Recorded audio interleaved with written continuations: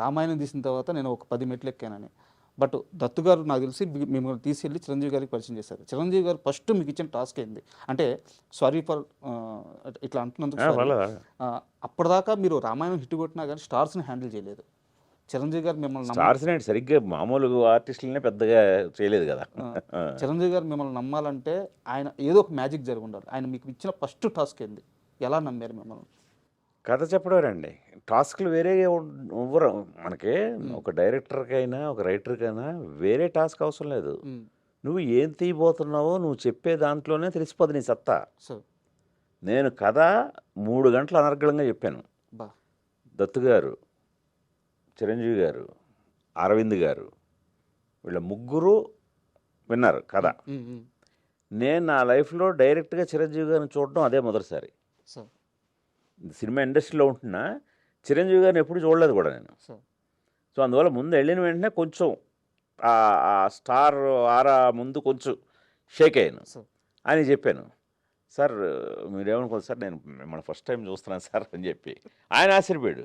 ఏంటంటే ఎప్పుడు నన్ను షూటింగ్లో కానీ నువ్వు ఇండస్ట్రీలో ఉన్నావు కదా చూడలేదంటే, చూడలేదు సార్ నేను మొదటిసారి చూస్తున్నాను, అందువల్ల కొంచెం టైం తీసుకుంటా సార్ అని కొద్దిగా వాటర్ గీటర్ తాగి ఇంకా మొదలు పెడితే ఇంకా చిరంజీవి కాదు నా పాత్ర, రామకృష్ణ అనే పాత్ర, ఆయన పాత్రగానే ట్రీట్ చేసి 3 గంటలు నేను నరేషన్ ఇచ్చిన తీరికే అదే సిట్టింగ్లో మొదటి సిట్టింగ్లోనే ఓకే అయిపోయింది. ఇంకా వేరే పరీక్షలు అవసరం లేదండి. ఎనీ డైరెక్టర్కి కానీ రైటర్కి కానీ వాడు ఏం చెప్తాడో అందులో తెలిసిపోతాడు ఏం తీస్తాడో. అందులో అలాంటి ఎక్స్పీరియన్స్ ఉన్నవాళ్ళు టక్కన పెట్టేస్తారు. అది బట్ చూడాలని ఉంది. కథగా చూసుకుంటే ఎంత లేదన్నా అది ఒక కమర్షియల్ సబ్జెక్టే కథగా చూసుకుంటే. బట్ దాని బ్యాక్గ్రౌండ్లో మీరు చూపించిన అంటే చాలా మందికి ఇది రిస్ట్ అవ్వకపోవచ్చు. రామకృష్ణ అని వాళ్ళ ఆధ్యాత్మిక గురువు, వాళ్ళ గురువు పేరు పెట్టారు రామకృష్ణ పరమహంస, వాళ్ళ ఆధ్యాత్మిక గురువు ఆయన పేరు పెట్టారు.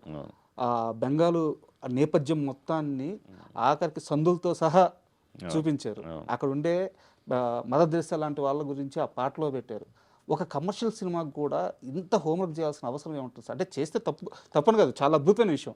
బట్ గుణశేఖర్ ఎందుకు అంత బలంగా కూర్చుంటారు ఒక కథ నేపథ్యాన్ని చెప్పడానికి? కథని చెప్తే సరిపోదు. అందువల్ల వాళ్ళకి నచ్చిందండి. సో చిరంజీవి గారికైనా దత్తు గారికైనా ఈ కొత్తదనమే నచ్చింది వాళ్ళకి. ఇప్పుడు నేను చిరంజీవి గారు రెగ్యులర్గా చేస్తున్న ఫార్మెట్లో నేను ఒక కథ రాసుకొని వెళ్తే అసలు పూర్తి కథ కూడా వినేవారు కాదు. అంతే కదా, ఇలాంటి కథలు నువ్వెందుకైతే తీయడం, మా వాళ్ళు 3 మంది ఉన్నారు అనే పంపించేస్తారు. ఈ కొత్తదనం అంతా వాళ్ళు ఫీల్ అయ్యారు కాబట్టే నాకు ఆ ఛాన్స్ దక్కింది. లేదా రొటీన్గా చిరంజీవి గారికి మీటర్లో కథ రాస్తే ఎందుకు? ఇప్పుడు మీరు ఏవైతే చెప్తున్నారో ఎంత శ్రమ అంటున్నారు అదే నచ్చింది వాళ్ళకి. అది అండ్ నాకు చూడాలని సినిమా చిన్నప్పటి నుంచి చూసిన వాటిలో బాగా రిజిస్టర్ అయిపోయిన విషయాలు 2 ఉన్నాయి సార్. ఆ సింబల్ అనే పాట ఉంటుంది కదా, దాంట్లో ఆ యానిమల్స్ అన్నీ అలా డ్యాన్స్ చేయడం ఒకటి.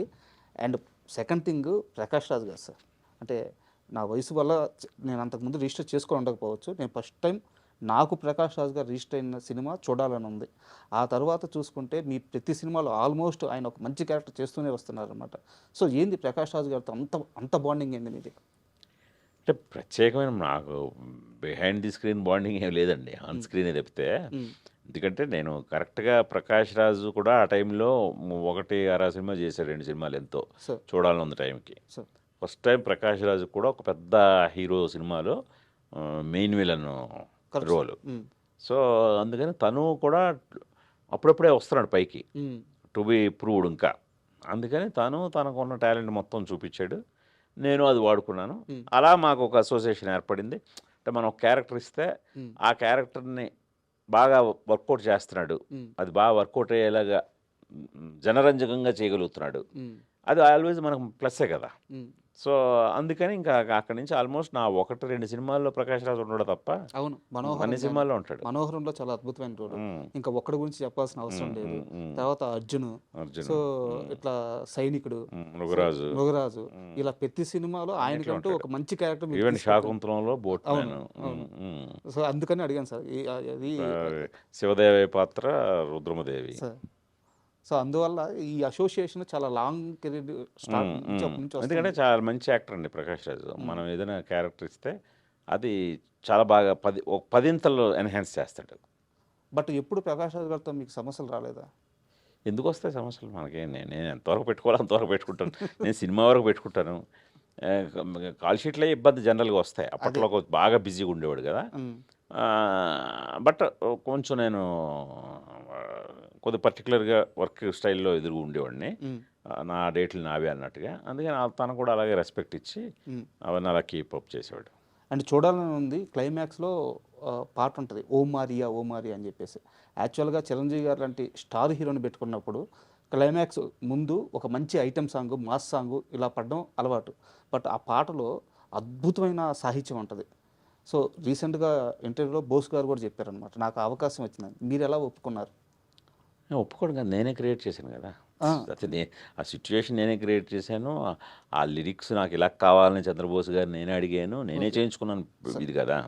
సో అదేమి ఆశ్చర్యం కాదు. నెక్స్ట్ అదేమి రిస్క్ సాంగ్ కాదండి, అది కమర్షియల్ మీటర్లోనే ఉంటుంది. కమర్షియల్ మీటర్లో ఉన్న సాంగ్నే ఆయన ఆ ఛాన్స్ని బాగా ఉపయోగించుకొని మంచి అద్భుతమైన లిరిక్ రాశాడు ఆయన. అది. అండ్ తర్వాత మీ సినిమాలు చూసుకుంటే సార్, మహేష్ బాబు గారితో అసోసియేషన్ అక్కడి నుంచి వరుసగా 3 సినిమాలు. ఒక్కడు గురించి నేను ఎక్కువ అడగను సార్, ఎందుకంటే రీసెంట్గానే మీరు ఒక్కడు సందర్భాలన్నీ షేర్ చేసుకుంటూ ఒక ఇంటర్వ్యూ చేశారు. సో నాకు జస్ట్ మహేష్ బాబు గారితో ఉన్న ఆ ట్రావెలింగ్, ఆ 3 సినిమాల ట్రావెలింగ్లో మీరు మహేష్ బాబులో గమనించిన అత్యద్భుతమైన విషయం చెప్పంటే ఏం చెప్తారు? డైరెక్టర్స్ హీరోని మాత్రం చెప్పొద్దు, మీరు ప్రతి ఇంటర్వ్యూలో అదే చెప్పండి, కొత్తగా ఇంకేమన్నా. అదే అది నేనే కాదు, అందుకనే గుణశేఖర్కే ప్రత్యేకం కాదు మహేష్, ప్రతి డైరెక్టర్కి ప్రత్యేకమే. ఎందుకంటే మహేష్ నిజంగానే డైరెక్టర్స్ హీరో. నెక్స్ట్ అదే తను కూడా కొద్దిగా చాలా వెరీ టేస్ట్ఫుల్ వ్యక్తి. ఇప్పుడు నేను ఒక్కడు అలా తీయగలిగానంటే 50% క్రెడిట్ తనకి ఇస్తాను, మిగతా 50% నాకు ప్రొడ్యూసర్కి. సో చాలా కొత్త థాట్స్ తీయడానికి ఆయన కారణమయ్యాడు. ఆయన ఓకే కాదు, ఆయన డౌట్ ఏమాత్రం వ్యక్తపరిచినా అవి అలా ఉండేవి కాదు. సో అందుకని మహేష్ అనబడేవాడు డైరెక్టర్స్ ఆర్టిస్ట్. అండ్ నేను ఒకటి గమనించింది సార్, మహేష్ బాబు గారు ఎప్పుడు తన కెరీర్ గురించి కాస్త ఎమోషనల్గా బలంగా కానీ ఎమోషనల్గా కానీ చెప్పుకోవాల్సి వస్తే ఆయన ముందుగా ప్రస్తావించేది ఒక్కడు సార్. ఒక్కడు లేకపోతే నా కెరీరు అంటే ఈ స్థాయిలో లేదు, ప్రతి స్టేజ్ మీద ప్రతి సందర్భంలో చెప్పుకుంటూ వస్తున్నారు అన్నమాట. సో అట్లా అవి విన్నప్పుడు మీకు ఎలా అనిపిస్తుంది?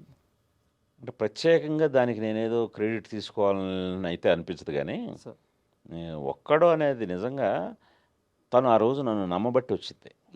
అంటే అంతకుముందే మృగరాజ్ అనే పెద్ద ఫ్లాప్లో ఉన్నాను, ప్రొడ్యూసర్ కూడా దేవిపుత్రుడు అనే ఫ్లాప్లో ఉన్నాడు. సో అతను కథను నమ్మిన విధానానికి ఆయన మా ఫెయిల్యూర్స్ని చూడలేదు, అసలు లెక్కేయలేదు. ఈ కథని ఇతను అద్భుతంగా తీయగలడు, ఆయన అద్భుతంగా నిర్మించగలడు, వీళ్ళిద్దరూ కరెక్ట్ అని మమ్మల్ని పూర్తిగా నమ్మాడు. అది నిజంగా ఆ గట్స్ మాత్రం హ్యాట్స్ ఆఫ్. ఎందుకంటే అది చాలామంది మీకు ప్రీవియస్ ఫిల్మ్ ఫెయిల్ అయ్యేసరికి లెక్కలు మారిపోతాయి, అలా లెక్కలు మార్చే వ్యక్తి కాదు మహేష్. అది. And Arjun cinema sir, Arjun cinema మీద నాకు ఒకటే ఒక క్వశ్చన్, హీరో పేరు చెప్పకుండా లాస్ట్ ఎందుకు మీకు నా పేరు చెప్పలేదు కదా, నా పేరు అర్జున్ అని చెప్పి సినిమా అయిపోద్ది సార్, అప్పుడు చెప్తాడు లాస్ట్ డైలాగ్ అదే. ఎందుకు అలాంటి ఒక స్క్రీన్ ప్లే రాసుకున్నారు? అంటే నాకు హీరో క్యారెక్టర్ మీద టైటిల్ పెట్టాం అర్జున్ అని. సో ఆ అర్జున్ ఎలా అంటాడో ఆడియన్స్కి చెప్పిన తర్వాత అతను పరిచయం చేసుకుంటే బాగుంటుంది అనిపించింది నాకు. అందుకని మీ సినిమాలో అర్జున్ అనబడేవాడు ఎలా అంటాడు, ఏంటి అతని బాండేజ్ ఎలా ఉంటుంది ఫ్యామిలీతో, కానీ అతని ప్రవర్తన ఎలా ఉంటుంది, అతను ఏమి సాధించాడు, ఇవన్నీ అతని గురించి మొత్తం చెప్పాక ఇంతకీ నా పేరు చెప్పనే లేదు కదా అర్జున్ నా పేరు అంటాడు. అదొక శైలి. అప్పుడు అదే చాలా చిన్న వయసు, చాలా కొత్తగా అనిపించింది. అండ్ నాకు మీరు తీసిన సినిమాలో నేను చూడంగానే ఫస్ట్ టైం గట్టిగా అపోజ్ చేసుకున్న పాయింట్ సైనికుడు సార్. అంటే మహేష్ బాబు గారు లాంటి ఒక స్టార్ హీరోకి ఈయన హీరోయిన్ని పెట్టలేదు, విలన్కి హీరోయిన్ని పెట్టారు. గుణశేఖర్ గారు ఇంత మంచి కథలు చెప్తారు కదా, ఈయనకి ఎందుకు ఈ పాయింట్ రాలేదని చిన్న వయసులో అనిపించింది సార్. మీ ముందు ఓపెన్గా చెప్తున్నాను, ఎందుకు అట్లాంటి ఒక డేరింగ్ డిసిషన్ తీసుకున్నారు? అంటే అదే కొత్తదనం అనుకున్నాం అప్పుడు ఆ రోజున. అసలు ఆ అమ్మాయి దృష్టిలో ప్రకాష్ అదే ఇర్ఫాన్ ఖాన్ హీరో, మహేష్ బాబు విలను అమ్మాయి దృష్టిలో. అది కొత్తగా ఫీల్ అయ్యాం ఆ రోజు, కొత్తగా ఫీల్ అయ్యి అది చెప్పడం జరిగింది అంతే. బట్ మహేష్ గారు చెప్పగానే ఒప్పుకున్నారా? చాలా ఎక్సైట్ అయ్యాడు. ఉమ్, మహేష్ ఎప్పుడు కొత్త ఐడియాలు చెప్పినా చాలా ఎక్సైట్ అవుతాడు. సరే. అవి ఒక్కోసారి వర్కౌట్ అవుతావు, ఇంకోసారి అవ్వవు, అంతేగాని ఆ, బాగా ఎక్సైట్ అయ్యే అది చేసాం అది. ఆ, నాకు అంటే ఇది క్వశ్చన్ కాదు సార్, నా ఎక్స్పీరియన్స్. సైనికుడు సినిమాలో క్లైమాక్స్లో అంటే సైనికుడు అనగానే అందరూ ఆ బ్రిడ్జ్ షాట్ చాలా అద్భుతమైన షాట్స్ ఉన్నాయి, అన్నీ అవి చెప్తారు. బట్ నాకు ఇష్టమయ్యి సినిమా పరంగా ఇష్టమే సార్. ఇందాక చెప్పిన కమర్షియల్ పాయింట్ పరంగా వ్యతిరేకిస్తాను కానీ, బట్ క్లైమాక్స్లో టీవీలో కనిపిస్తూ మహేష్ బాబు గారు కొన్ని డైలాగులు చెప్తారు. ఇన్నిసార్లు ముఖ్యమంత్రిగా చేసుకున్న సొంత ఇల్లు కట్టుకోలేని వ్యక్తి గారు గురజాల నన్ను అందగా కావాలని చెప్పేసి ఒక సీక్వెన్స్ ఉంటుంది సార్. వింటుంటే గూస్ బంప్స్ వస్తుంటాయి. అదంతా పరుచూరి గోపాలకృష్ణ గారు, సార్ వెంకటేశ్వర గారు, గోపాలకృష్ణ గారు రాశారు. సార్ అది మొత్తం ఆ స్పీచ్, ఆ సినిమాకి డైలాగ్స్ వాళ్ళే. అంటే సినిమాకి డైలాగ్స్ రాయడం ఒక ఎత్తు, ఆ పర్టిక్యులర్ సీను పరుచూరి గోపాలకృష్ణ గారు చాలా అద్భుతంగా రాశారు. ఇవన్నీ కూడా అసలు అలా చెప్తుంటే ఆ రోజు షూటింగ్లోనే మహేష్ కూడా ఆశ్చర్యపోతారు. మన్నాడు షూటింగు జనరల్గా చాలా ఎక్కువ డైలాగులు ఉన్నాయి కదా అని నేను, బాబు ఒకసారి డైలాగ్ పేపర్ చూస్తారు, జనరల్గా చూడతాను. సెట్కి వచ్చిన తర్వాత చూసి, ఎందుకంటే ఎప్పుడు ఫుల్ ఆల్రెడీ బాగా డైరెక్టర్లు అతనికి ఎక్కించేసి ఉంటారు క్యారెక్టర్. సార్ సో అలాగే మెమరీ పవర్ కృష్ణ గారి లాగే తనకి ఒకసారి సీన్ పేపర్ చూసుకున్నాడంటే వచ్చేస్తుంది. సార్ కానీ నేనే ఈ చాలా ఆయన దాదాపు 4-5 పేజీలు ఉంటుంది అది డైలాగు. సో అవి చాలా బాగున్నాయి వేరే. సార్ గోపాలకృష్ణ గారు అద్భుతంగా రాశారు. సో దాంతో నాకు ఎందుకని మంచిదని నెక్స్ట్ డే షూటింగ్కి రాత్రి ఫోన్ చేసి, బాబు ఇలా కొంచెం ఎక్కువ డైలాగులు ఉన్నాయి, ఒకసారి సీన్ పేపర్ పంపించిన అన్న అని అంటే, మరీ ఎక్కువ ఉన్నాయా అన్నాడు. అవును బాబు మరీ ఎక్కువ ఉన్నాయి, కానీ ఇంట్రెస్టింగ్ ఉన్నాయి, మీరు ఒకసారి చదవండి, మీకు ఎంతవరకు ఇంట్రెస్టింగ్ ఉందో చూద్దాం అని అంటే సార్ పంపించాను. మొన్నాడు మార్నింగ్ షూటింగ్ వచ్చాడు. వచ్చి, బాబు ఏమైనా తగ్గిద్దామా అంటే, వద్దు అస్సలు తగ్గించొద్దు, రెడీ అన్నాడు. రెడీ అని ఆ 4 పేజీల డైలాగు సింగిల్ టేక్లో, నేను 2 కెమెరాలు పెట్టాను, ఆ 2 కెమెరాలు ఒకే టేక్లో ఒక్క ఇది కూడా లేకుండా చెప్పేశాడండి. అసలు 4 పేజీలు అది మీరు చూస్తే ఆ సీన్ చూడండి మళ్ళీ ఒకసారి, సింగిల్ టేక్లో కెమెరాలు 2 పెట్టాను. అసలు ఆ రోజు వాళ్ళందరికీ గూస్ బంప్స్ వచ్చాయి, సెట్లో ఉన్న వాళ్ళందరికీ క్లాప్స్. బట్ నేను అంటే టెక్నికల్గా నాలెడ్జ్ లేకపోవడం వల్ల నేను గమనించలేకపోయానేమో సార్ సింగిల్ టేక్ అని. సింగిల్ షాట్ కాదు, షాట్లు కట్ అవుతాయి, 2 కెమెరాలు పెట్టాను. సింగిల్ టేక్, అది సింగిల్ షాట్ కాదు, ఒకే టేక్లో చేశాడు ఆయన. ఎక్స్ప్రెషన్స్ కానీ చాలా నిజంగా చాలా బాగుంటుంది. నేను పర్టికులర్ గుర్తు ఈ రోజుకి దాన్ని అస్తమానం ప్లే చేస్తుంటారు అది. సైనికుడు సినిమాకి సంబంధించి నా దగ్గర ఒక ఇన్ఫర్మేషన్ ఉంది సార్. యుఎస్లో స్టార్స్ని తీసుకెళ్ళి ఫస్ట్ వేసిన ప్రీమియర్ అదే అనుకుంటాను. అవును, మహేష్ బాబు గారిని తీసుకెళ్లారు, మీరు వెళ్ళారు. వరల్డ్ ప్రీమియర్ అంటూ జరిగింది సైనికుడికి, ఫస్ట్ అక్కడ షో పడ్డది. సో ఈ వీడియో ఏమన్నా గుర్తుందా మీకు?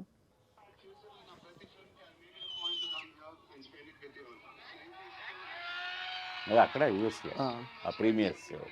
ఇక్కడ వెనకాల ఒక అతను ఉన్నారు కదా సార్, మీ కరెక్ట్గా మీ వెనకాల సన్నగా, ఎవరది? మా చైర్మన్ గారు సార్. అవునా? వాసు గారు. కరెక్ట్, ఎందుకంటే వాళ్ళే అరేంజ్ చేశారు. ఐ డ్రీమ్ వాసు గారే కంప్లీట్. ఆ ఒక్క దాంట్లో మీకు చిన్న దాంట్లో చూడకపోయాడు ఆయన, వాసు గారు కంప్లీట్ మాతో పాటు ఉన్నారు. అంటే యాక్చువల్గా మీతో ఇంటర్వ్యూ అనగానే ఆయన ఒక మాట అన్నారు, సినిమాని ప్రేమిస్తాడు రాజా ఆయన, అట్లాంటి మనిషిని నేను మళ్ళీ చూడలేదు నా లైఫ్లో. పిచ్చి సినిమా అంటే వేరే వ్యాపకం ఉండదు, వేరే వ్యాపారం ఉండదు, వేరే పని చేసుకోవాలని ధ్యాస ఉండదు, పిచ్చి సినిమా అంటే. ఆ రోజు ఈ ఒక్క సిటీనే కాదు చాలా సిటీలు తిరిగారంట. సో ఆయనకి ఏమైనా ఇన్సిడెంట్ గుర్తుంటుందేమో మొత్తం ఆయనే కదా కంప్లీట్ ఈ అరేంజ్మెంట్స్ అన్నీ చేసింది. మహేష్ని, నన్ను, దత్తు గారు, మేమందరం వెళ్ళిన కూడా ఉన్నారు. ఆయన మొత్తం ఆయనే కీ రోల్. ఆయన ఎలా మర్చిపోతాను ఇప్పుడు, అంటే అంత చిన్న దీంట్లో ఆయన నేను గుర్తుపట్టలేదు ఆ చిన్న వీడియోలో, బట్ మొత్తం ఆయనే లీడ్ చేసింది. అండ్ ఇంకో ఇన్సిడెంట్ కూడా షేర్ చేసుకున్నాం సార్. మా దగ్గర టిఎన్ఆర్ గారు అని ఒక యాంకరింగ్లో ఒక లెజెండరీ స్థాయికి వెళ్ళారు. ఆయనకి చాలా ఎర్లీ స్టేజ్లో ఇంటర్వ్యూలు ఇచ్చిన వారిలో మీరు ఒకరు. సార్ చెప్పారు, గుణశేఖర్ గారికి అప్పుడు నాకున్న పరిచయం మేర ఫోన్ చేశాను, ఒక్క మాట అంటే అప్పుడు టిఎన్ఆర్ గారు ఎవరో అవును. ఎవరికి తెలియదు. అవును. అవును. బట్ మీరు వచ్చి అవును. ఆ రోజు అంటే వాసు గారు నాకు బాగా టచ్‌లో ఉండేవారు. సార్ నాకు ఆయన ఐ డ్రీమ్‌తో ఆయన ఎదుగుదల కూడా చూశాను నేను. సార్ ఆయన కూడా ఒక మంచి టేస్ట్ ఉన్న వ్యక్తి. సార్ ఆయన చాలా అడ్వాన్స్డ్‌గా ఆయన ఆలోచనలు ఉంటాయనడానికి ఐ డ్రీమే ఎగ్జాంపుల్. Thank you sir. ఎందుకంటే ఆ రోజుల్లోనే ఆయన ఈ రోజుల్ని ఊహించగలిగారు. ఉమ్, అప్పట్లో ఒక YouTube channel, website, I dream ఇవన్నీ అంటుంటే అందరికీ ఉమ్, పెద్ద అర్థమయ్యేది కాదు. అవును. బట్ ఆయన నిజమైన విజనరీ.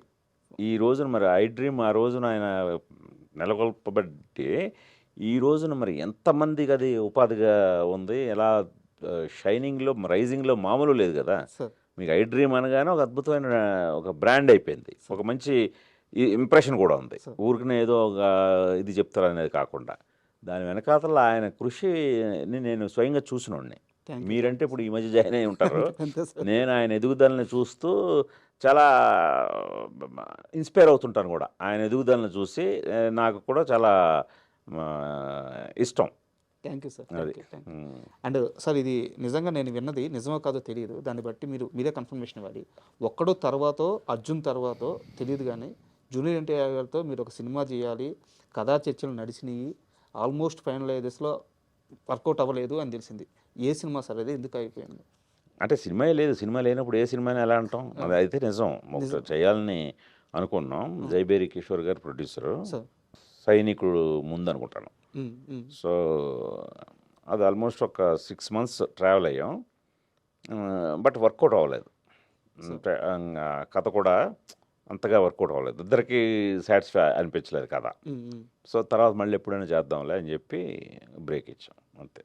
తర్వాత ఎప్పుడు ట్రై చేయలేదు సార్?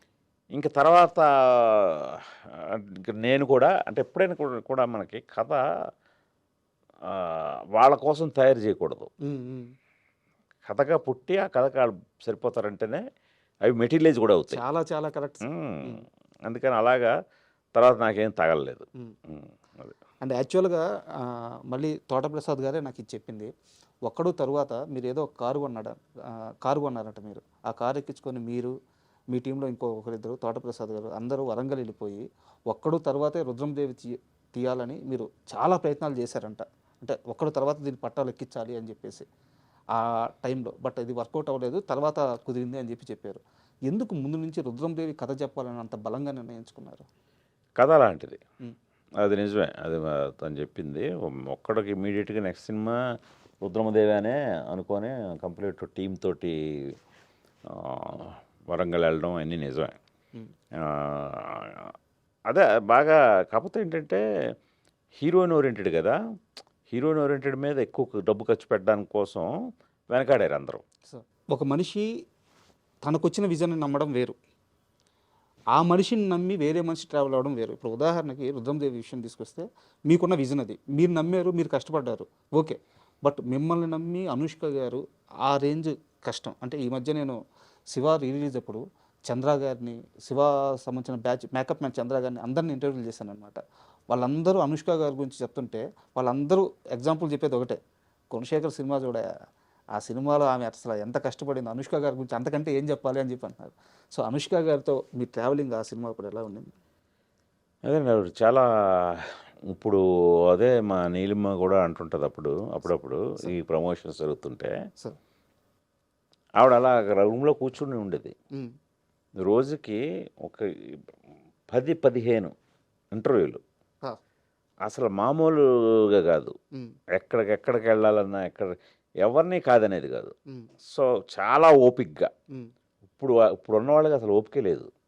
వాళ్ళు ఒక 2 ఇంటర్వ్యూలకే అలసిపోయి బాబోయ్ ట్రైన్ అయిపోయాం, మళ్ళీ నెక్స్ట్ పెట్టండి అని వెళ్ళిపోతున్నారు. సో ఆవిడని చూసి మొన్నే గుర్తు తెచ్చుకున్నాం. ఏమి విగరస్గా ఆవిడ, మాకు బ్యాటరీ డౌన్ అయిపోయేది కానీ ఆవిడకి అయ్యేది కాదు. సో ప్రమోషన్స్ విషయానికి వస్తే ఇంకా సినిమాలో అయితే చాలా కష్టపడ్డారు ఆవిడ. చాలా హార్స్ రైడింగ్ నేర్చుకున్నారు, కత్తి యుద్ధం. ఆ కత్తి తిప్పి ఆవిడకి ఇక్కడ ప్రాబ్లం కూడా వచ్చేసింది, ఈ ఎముక. అలాగే ఏనుగు మీద కూర్చోవటం మనకు చాలా అందంగా కనబడుతుంది, చాలా చక్కగా రాజసంగా సరదా తీరిపోద్ది, బ్యాక్ బోన్ మొత్తం ఇదైపోద్ది. సో అది కానీ అలాగే గుర్రం మీద కూర్చొని స్వారీ చేస్తుంటే ఇవన్నీ కూడా చాలా కొట్టుపోతాయండి. సో అలాంటిది మనకి వారియర్ క్వీన్ అని మనం ఊహించేసి ఏదో షూటింగ్ చేసేస్తాం కానీ చాలా కష్టం సార్ ఆ క్యారెక్టర్ని చేయటం. ఆవిడ అంత కష్టపడ్డారు ఆవిడ. సార్ అది నిజంగానే ఇంకొక హీరోయిన్ అయితే సగంలోనే దండం పెట్టిస్తుండేవారు, బాబోయ్ మా వల్ల కాదు, మీరు డూపుతో తీసుకోండి అని. సార్ సార్ నా దగ్గర ఒక సీరియస్ క్వశ్చన్ ఉంది, మీరు చెప్పగలిగితే చెప్పండి, స్కిప్ చేద్దామన్నా స్కిప్ చేసేద్దాం. మన కథ, మనకు తెలియాల్సిన కథ, మన చరిత్ర, రుద్రమదేవి కథ మీరు భుజాలకు ఎత్తుకున్నప్పుడు, షూటింగ్ నడిపిస్తున్నప్పుడు గుణశేఖర్ అయిపోయాడు, గుణశేఖర్ ఇంక ఇండస్ట్రీ వదిలి వెళ్ళిపోతాడు, గుణశేఖర్కి పిచ్చి బట్టి ఈ సినిమాని ఎత్తుకెక్కున్నాడు, ఇవన్నీ ఇండస్ట్రీలో నడిచినాయి, మీరు విన్నారు, మీ దాకా వచ్చినాయి. వాటన్నిటిని దాటుకొని ముందుకెళ్ళే మొండి ధైర్యం ఎందుకు వచ్చింది? కదే రుద్రమదేవ్ అనే చరిత్ర ఎంత ఇన్స్పైరింగ్ ఉంది. మరి ఈ రోజున ఆ సినిమా నేను నిర్మాతను కాబట్టి టేబుల్ ప్రాఫిట్ మిగలలేదు, కానీ ఇంకో నిర్మాత అయితే టేబుల్ ప్రాఫిట్ మిగిలేది. సో మరి ఆ రోజున నాకు బినామీలు కూడా ఎవరు లేరు, నేను ఒక్కడే సోల్ ప్రొడ్యూసర్లు.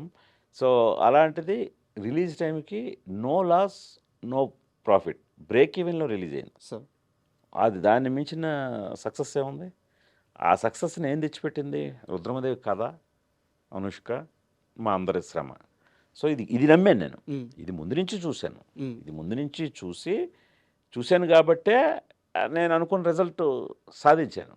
నాకు మీరు అన్నట్టు కరెక్టే, చాలామంది చాలా రకాలుగా కమెంట్లు చేస్తారు. ఆ కమెంట్లు చేసేవాళ్ళని కూడా మనమేం తిట్టుకోని అవసరం లేదు. అవతల వాళ్ళ స్థానంలో ఉంటే నేను కూడా తిట్టుకునేవాడినేమో వాళ్ళని, ఏం పిచ్చా ఏంటి ఈ సినిమా అని చెప్పి. బట్ అది చేసేవాడికి తెలుస్తుంది. అంటే నేను కరెక్టో కాదో తెలీదు, మధ్యలో మీ అంటే ఆ నమ్మకం లేక కొంత మీ టీంలో నుంచి కూడా కొంతమంది బయటకు వెళ్ళిపోయారు, ఆ లాంగ్ టర్మ్లో అయితే జనరల్గా జరుగుతుంటాయి సార్. అది మనం దాన్ని ప్రత్యేకంగా టీంలోంచి వెళ్ళిపోయారు అనే మాట వాడవసరం లేదు, ఎందుకంటే డ్యూరేషన్ ఎక్కువ కదా. అవును అవును అవును ప్రాజెక్ట్ డ్యూరేషన్ కదా. మీకు ఏ హిస్టారికల్ ఇలాంటివి తీసుకున్నా స్టార్టింగ్ ఉన్న టీము ఎండకు ఉండరు, ఎందుకంటే వాళ్ళకి వేరే కమిట్మెంట్స్ ఉంటాయి, వేరే సినిమాలు. మనం కూడా ఇది అనుకున్న ప్లాన్లో అనుకున్న ప్లాన్లో అయిపోతే ఉంటారు పాపం. అంత కథ చెప్పడం కష్టం కదా. సో అందుకని ఒక 1 year అని మొదలెడతాం, అది 2-3 years పెట్టేసరికి సహజంగా వెళ్ళిపోతారు కదా. ఆ మొత్తం ప్రాసెస్లో మిమ్మల్ని డబ్బులు పక్కన పెట్టేసి, తన డేట్స్ కానీ ఇవన్నీ కూడా పక్కన పెట్టేసి, నీ వెనక నేను ఉంటాను గుణ అని చెప్పిన వ్యక్తి అల్లు అర్జున్. అవును, ఆయన సినిమాకి రెమ్యునరేషన్ కూడా ఏదో తీసుకోలేదని విన్నాను, నిజమేనా సార్?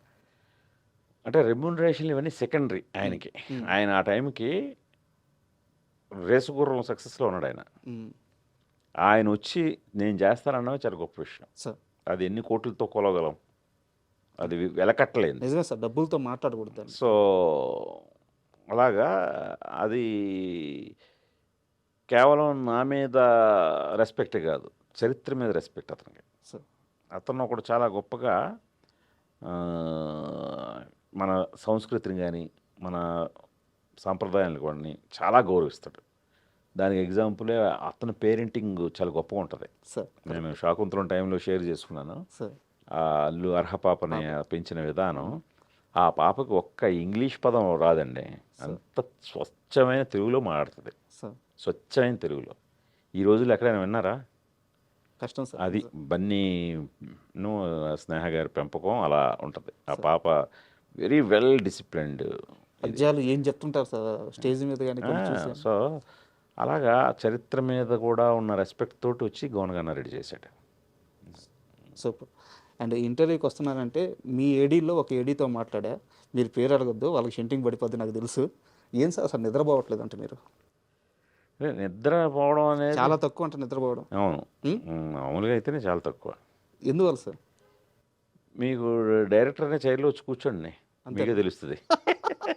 నేనే కాదు, ఏ డైరెక్టర్ ప్రశాంతంగా నిద్రపోతాడో చెప్పండి. నాకు తెలిసి డైరెక్షన్ అనే వృత్తిలో ఉన్నవాడు ఎవరికి కూడా ప్రశాంతమైన నిద్ర అయితే ఉండదు, అది నేను చెప్పగలను 90%. అది అందువల్ల ఇది నా ఒక్కడే ఇదే కాదు, డైరెక్షన్ అనేది అంత బాధ్యతతో కూడుకున్న వ్యవహారం. ఎంతమందిని సమాధానపరచాలి, ఎంతమందిని ఎన్ని లాజిక్స్ని మనం అడ్రస్ చేయాలి. సార్ ఇక అదొక పెద్ద యజ్ఞం అండి మీకు. అందుకనే కదా వరల్డ్లోనే మోస్ట్ డిఫికల్ట్ జాబ్ ఏదైనా ఉందంటే ఫిలిం డైరెక్షన్ అంటారు. అది నిజం. ఏడీస్కి ఒక టైం చెప్తారంట, యూనిట్కి ఒక టైం చెప్తారంట, వాళ్ళందరికంటే ముందే వెళ్ళి కూర్చుంటారంట. ఇది కొత్తగా ఈ సినిమా అదే చేయట్లేదు సార్. సార్ ఫస్ట్ నుంచి ఇంతే. మొదటి నుంచి నాకు మా ఇంట్లో అందరికి కూడా టైం డిసిప్లిన్ చాలా ఎక్కువ. సార్ ఎందుకంటే ఇప్పుడు 7 గంటల కాల్ షీట్ అంటే నేను వీలైతే 6:30కే ఉంటాను. నేను 6:30కే ఉండి అక్కడ అన్ని అరేంజ్మెంట్స్ చూడటమే కాకుండా అక్కడ ఏమైనా ఇంకా బెటర్మెంట్ చేయొచ్చా. సో ఎందుకంటే నాకు ఒక షాట్ ఎక్స్పోజ్ అయిందంటే భయం అండి. సార్ ఆ షాట్ ఎక్స్పోజ్ అవ్వడానికి ముందే ఏదైనా చేయగలం మనం. వన్స్ ఎక్స్పోజ్డ్ అంటే అది శాసనం, అంతే, దాన్ని మార్చలేం. అందుకని ఆ పెయిన్స్ టేకింగ్ అంతా పడుతుంటాను నేను. ఓకే. అది. అండ్ యుఫోరియా విషయానికి వస్తే సార్, నాకు తెలిసి అతిపెద్ద టాస్క్ మీ స్వప్నాన్ని మదర్గా మీరు చూడాల్సి రావడం. చాలా మదనపడి ఉంటారు. ఫస్ట్ మేడం దగ్గరికి వెళ్ళి, భూమిక గారి దగ్గరికి వెళ్ళి ఏం చెప్పారు అసలు? ఆ కన్వర్జేషన్ ఏం నడిచింది? అదే అంటే ఫస్ట్ తను కూడా షాక్ అయింది. ఎందుకంటే జనరల్గానే హీరోయిన్లు మదర్ రోల్ అనేసరికి కొద్దిగా వెనకడుగేస్తారు. అందులో ఒక టీనేజర్కి మదర్గా చేయాలి. భూమిక నిజ జీవితంలో యంగే, ఆవిడేం టీనేజర్కి మదర్ అయ్యేంత వయసు లేదు ఆవిడకి. ఆ రియల్ లైఫ్లోనే ఆవిడ సన్నకే 12 ఇయర్సే. సో అందుకని కథ స్క్రిప్ట్ పంపించమంది. తను అప్పుడు లండన్లో ఉంది. సో స్క్రిప్ట్ పంపించాను. స్క్రిప్ట్ చదివిన తర్వాత ఈ కథ చెప్పి తీరాలి వెంటనే, ఐఎమ్ డూయింగ్ ఇట్ అంది. అంతే. మిమ్మల్ని భూమిక గారిని నేను ఓ దగ్గర చూశాను. అది మన ఒక్కడు రిలీజ్ అప్పుడు ప్రసాద్ అక్కడ ఐమాక్స్కి వచ్చారు మీరు. అవును. అంటే అక్కడ కూడా మేడం ఎంత అంటే మీరు పక్కన కూర్చోబెట్టుకుని ఏదో చెప్తున్నారు, ఒక డైరెక్టరు లేకుంటే ఒక హీరోయిన్ అలా కాకుండా మిమ్మల్ని ఒక గురువు లాగా, ఒక గైడ్ లాగా చాలా నమ్మినట్టు నాకు నేను గమనించిన విధానంలో అర్థమైంది. సో చాలా బలంగా నమ్ముతారు మిమ్మల్ని. ఎందువల్ల ఆ బాండింగ్ సెట్ అయింది? నన్నే కాదు, ఆవిడ డైరెక్టర్స్ అందరితో అలాగే ఉంటారు. ఆవిడ చాలా వెరీ వెల్ మేనర్డ్ అమ్మాయి. ఆవిడ నాకు అంటే అందరికి కూడా ఆవిడ నేను చూస్తేనే చాలా రెస్పెక్ట్ ఇవ్వాలని అనిపిస్తుంది తప్పితే వేరేగా అస్సలు అనిపించదు. ఎందుకంటే ఆవిడ బిహేవియర్ ఎలా ఉంటుంది, ఆవిడతో మాట్లాడితే తీరు అలాగే ఉంటుంది. అందుకని ఇక్కడ నేనే కాదు, మీరు వేరే డైరెక్టర్తో చూసినా సరే ఆవిడ అలాగే ఉంటారు. సార్ ఒక సీరియస్ క్వశ్చన్, ఇది కూడా చెప్పాలనుకుంటే చెప్పండి, లేదా స్కిప్ చేయండి. రానా గారితో ఇప్పుడు మీ రిలేషన్ ఎలా ఉంది? ఎవరితోనూ ఎప్పుడు రిలేషన్ ఏమి మనకేమీ చెడదండి. ఇప్పుడు ఆ పర్టికులర్ ప్రాజెక్ట్ విషయంలో సో అది జరగలేదు. ఆ ప్రాజెక్ట్ జరగనప్పుడు సో తను అది వేరే రకంగా ప్రయత్నాలు చేసినప్పుడు నేను కొద్దిగా హర్ట్ అయ్యాను. హర్ట్ అయ్యి నా హర్ట్నెస్ని ఎక్స్ప్రెస్ చేశాను అంతే. అంతకు మించి దాని మీద ఏమి ఆ తర్వాత మళ్ళీ మేము మాట్లాడుకున్నాం, మేము మెసేజ్లు ఇచ్చుకున్నాం. మాట్లాడుకున్నారా? అది మాకు ఇవన్నీ అంటే పర్సనల్గా వాళ్ళ మీద మనకేముంటుంది, చిన్న ప్రొఫెషనల్గా ఒక చిన్న ఇది అది అక్కడతో అయిపోయింది. అండ్ యుఫోరియా ఇప్పుడున్న ప్రతి ఇంటికి అవసరమైన కథ అని చెప్పారు. కరెక్ట్. నేను కూర్చోగానే ఫస్ట్ నేనే ఒక రియల్ టైం ఎగ్జాంపుల్ చెప్పాను. బట్ మీ ఇంటికి ఈ కథ ఎంత అవసరమైంది, ఈ సినిమా ఎంత అవసరమైంది, ఈ సినిమా సక్సెస్ ఎంత అవసరమైంది? అంటే ఇది ఎందుకంటే ఫ్యామిలీ మొత్తం దీనికోసం 3 ఏళ్ళ నుంచి కష్టపడుతున్నారు. అంటే ఫస్ట్ అందరికి కూడా కథ చెప్పాలన్న ఆసక్తే. ఈ కథని రైట్ టైం ఇది చెప్పడానికి అని ఆసక్తి. అందుకనే ఇప్పుడు మేమందరం కూడా చాలా ఎమోషనల్ కనెక్ట్తో ఉన్నాం. రేపొద్దున్న జనం కూడా ఈ సినిమా చూసిన తర్వాత అంతే ఎమోషనల్ కనెక్ట్ వస్తుంది. అంటే ఆ ఎమోషనల్ కనెక్ట్ రావడానికి ఇదేదో మనకి స్వీయ అనుభవంతోనో దీంతోనో వచ్చేది కాదు. ఈ రోజున సొసైటీలో మన ఎదురింట్లోనో పక్కింట్లోనో ఇలాంటివి జరుగుతున్నాయి కదా, మన ఇంట్లో కూడా జరిగే అవకాశం ఉంది కదా, మనం ఎంత జాగ్రత్తగా ఎంత అలర్ట్గా ఉండాలి అనే ఒక అవేర్నెస్, ఒక కాన్షియస్నెస్ క్రియేట్ చేస్తుంది. సో అందుకని ఈ కథను చెప్పాలన్న ఒక కుతూహలంతో మేము ఎప్పుడెప్పుడు చెప్తామా అనేది మేము నమ్మాం. సార్. మేము గట్టిగా నమ్మి మేము సాటిస్ఫైడ్ అన్ని రకాలుగా. సో అందుకని రేపు పొద్దున్న అదే రిజల్ట్ని ఆడియన్స్ నుంచి రప్పించుకుంటాం అనే నమ్మకం ఉంది. నేను విన్నది అంటే ఆ, చాలా దగ్గర నుంచి విన్నాను. నెక్స్ట్ హిరణ్యకశ్యప తీయడానికి చాలా ట్రయల్స్ చేస్తున్నారు, చాలా సీరియస్గా ఉన్నారు. మేబీ నెక్స్ట్ ప్రాజెక్ట్ అదే ఉండబోవచ్చు గుణశేఖర్ గారిది అని తెలుస్తుంది. నిజమా అబద్ధం? ఇంకా నేనైతే ఇంకేమనుకోలేదండి. ఆ కథ మీద సీరియస్గా ఉన్నారా? అది అయిపోయింది, ఆల్రెడీ కథ అయిపోయింది. ఇప్పుడు దాని మీద కొత్తగా ఏమీ చేయాల్సిన అవసరం లేదు.